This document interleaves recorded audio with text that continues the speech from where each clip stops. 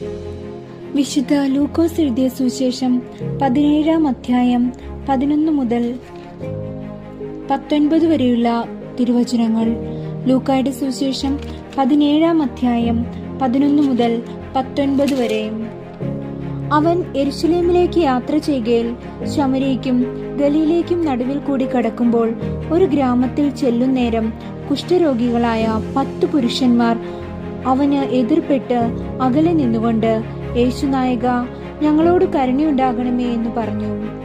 അവൻ അവരെ കണ്ടിട്ട്, നിങ്ങൾ പോയി പുരോഹിതന്മാർക്ക് നിങ്ങളെ തന്നെ കാണിപ്പിൻ എന്നു പറഞ്ഞു. പോകയിൽ തന്നെ അവർ ശുദ്ധരായി തീർന്നു.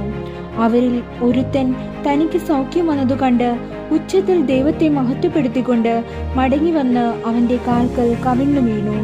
അവന് നന്ദി പറഞ്ഞു. അവനോ ശമര്യക്കാരനായിരുന്നു. 10 പേർ ശുദ്ധരായി തീർന്നില്ലയോ? 9 പേർ എവിടെ?